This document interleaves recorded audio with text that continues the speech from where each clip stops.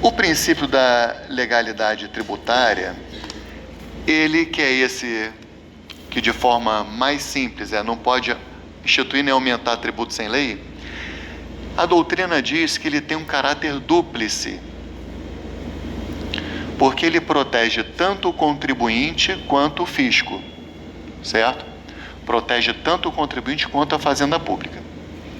Nesse aspecto que eu mencionei para vocês, que não pode instituir nem aumentar tributo sem lei, claramente ele está protegendo o contribuinte, Mas a Constituição também veda que haja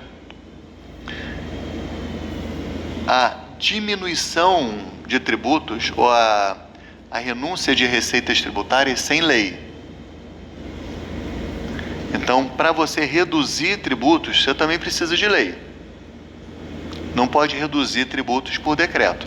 Não pode conceder uma isenção tributária por decreto. Não pode conceder um benefício fiscal por decreto. Um perdão da dívida por decreto. Tá? Por quê, pessoal? Porque toda vez que você isenta alguém, você perdoa o tributo de alguém, isso significa que o Estado vai precisar aumentar o tributo para outras pessoas para dar conta da despesa. De modo geral, como é que funcionam as casas das pessoas normais, assim, do cidadão comum? Por exemplo, lá em casa eu tenho a minha receita com os meus trabalhos. Então recebo, sei lá, 20 mil reais por mês. Então a minha despesa é calibrada em relação à minha receita.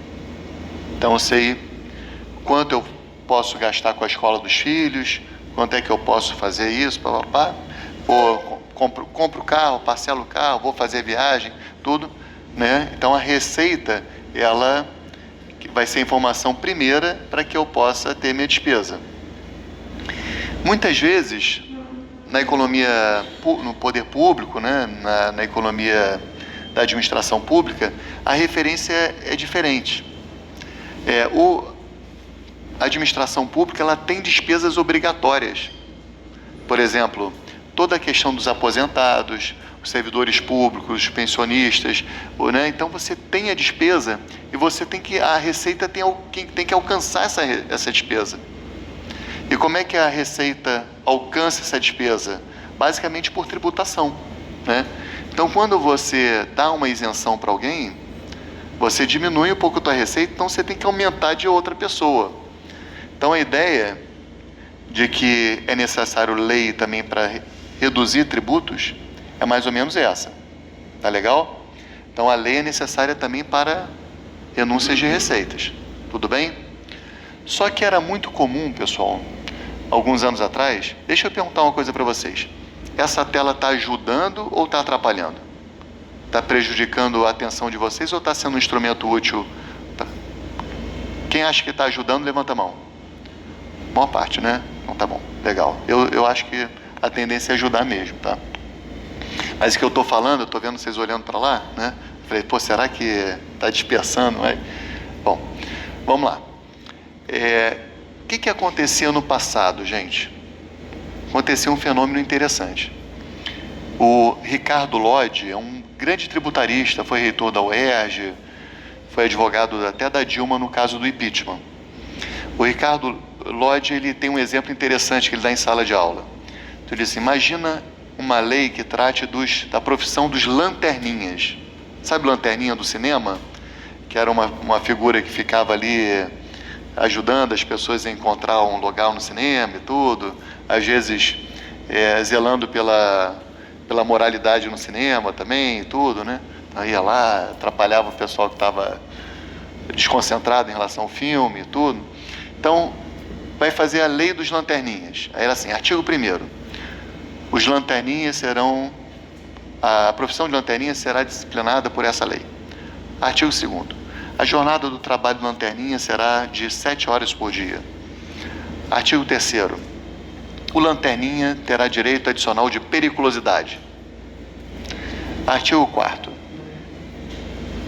Fica isenta a atividade prevista na Lei 4.374. Artigo 6º, artigo 5º, né?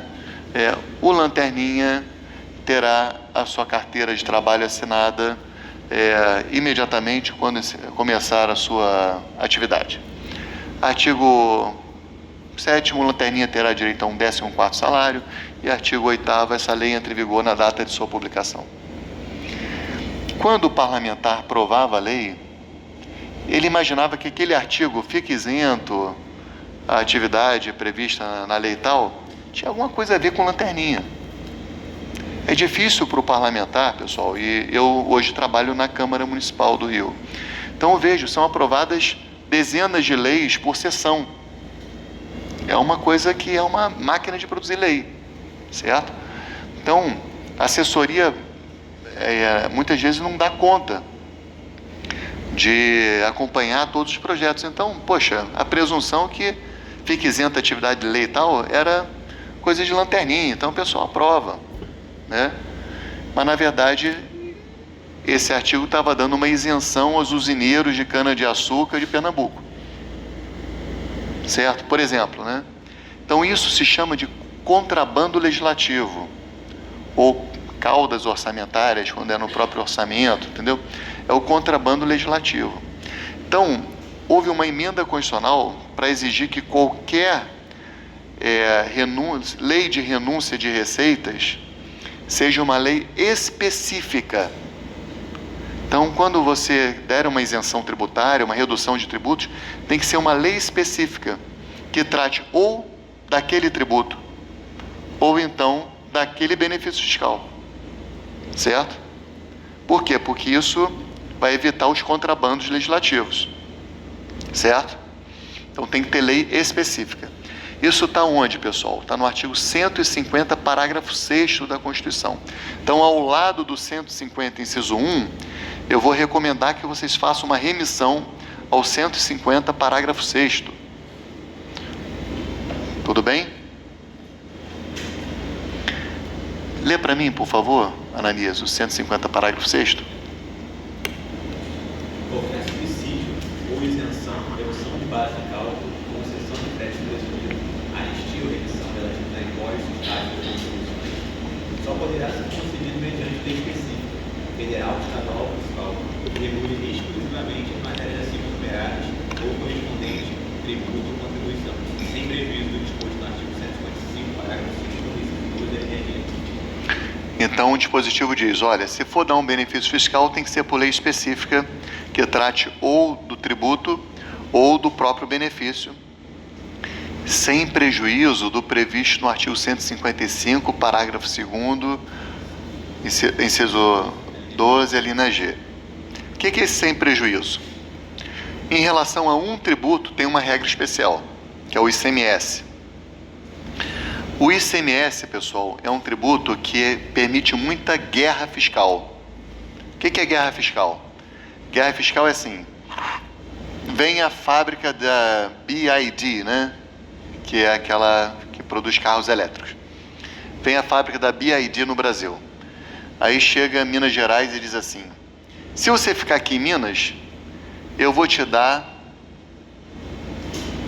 20 anos de isenção tributária de ICMS dos carros que você produzir. Aí chega o Espírito Santo e diz assim, se você vier para o Espírito Santo, eu dou 35 anos de isenção. Aí vem a Bahia e diz, se você vier para a Bahia, eu dou 40 anos de isenção. E fica uma guerra entre os entes federativos para atrair empresas. E essas guerras, o pessoal nos Estados Unidos acha muito bom, tá? Então, os estados americanos acham que isso é legal, porque isso estimula a concorrência e, assim, as empresas a terem condições mais benéficas para produzir.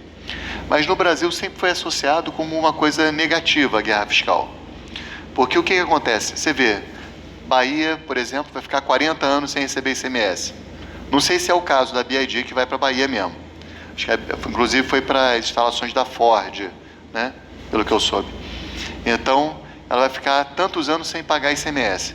Você vê, quando você tira a arrecadação do Estado, o Estado também ele não vai poder prestar os direitos sociais que ele poderia prestar com aquela arrecadação, né? Então, tem que ver se isso aí é de interesse público ou só de interesse particular.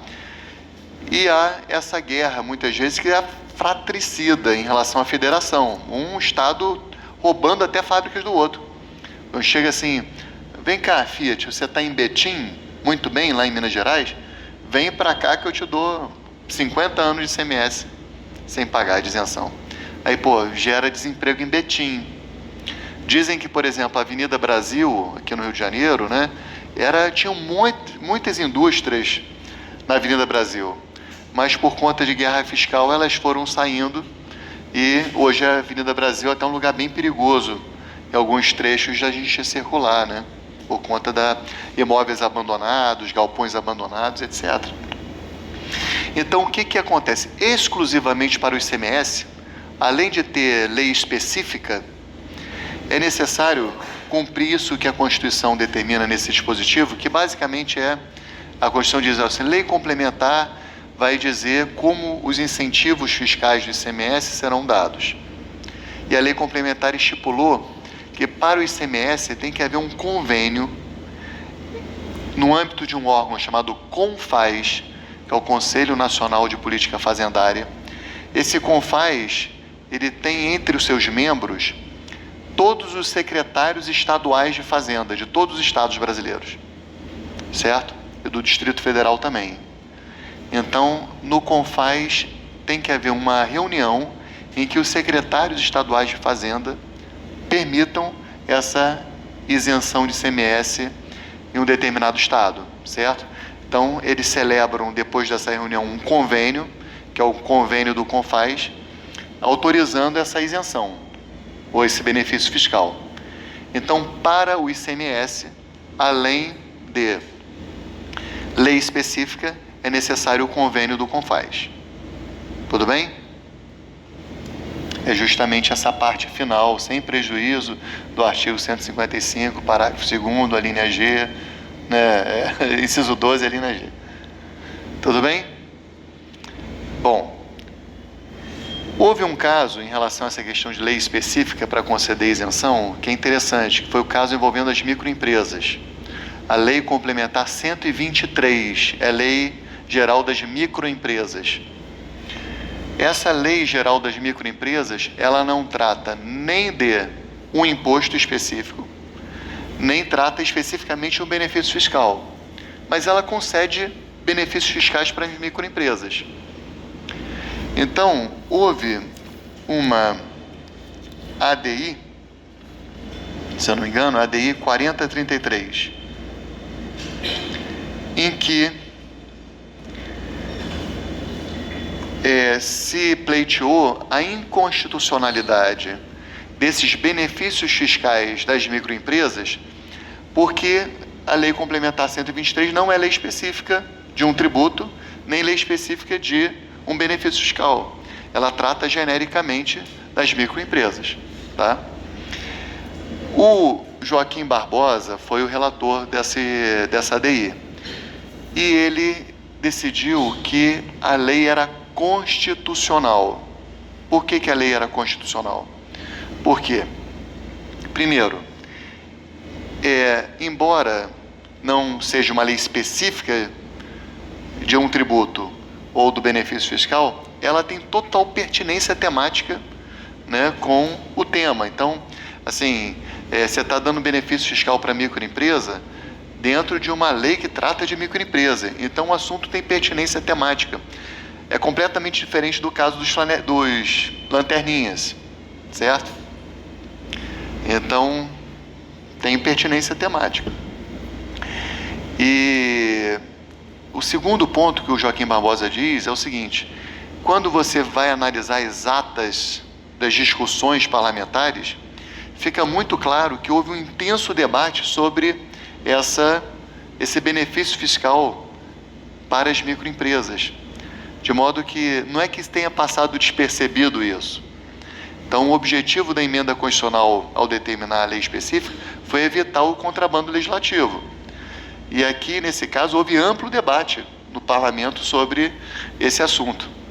Então, vou ler aqui um trechinho da emenda dessa ADI, Se vocês quiserem colocar a remissão ADI ao lado do 150, parágrafo 6º, acho que vale a pena. ADI 4033.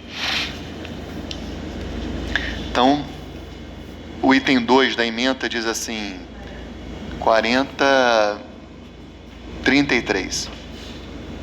Rejeitada a alegação de violação da reserva de lei específica para dispor sobre isenção. Artigo 150, parágrafo 6º da Constituição. Uma vez que há pertinência temática entre o benefício fiscal e a instituição de regime diferenciado de tributação. Ademais, ficou comprovado que o Congresso Nacional não ignorou a existência da norma de isenção durante o processo legislativo. Entendido?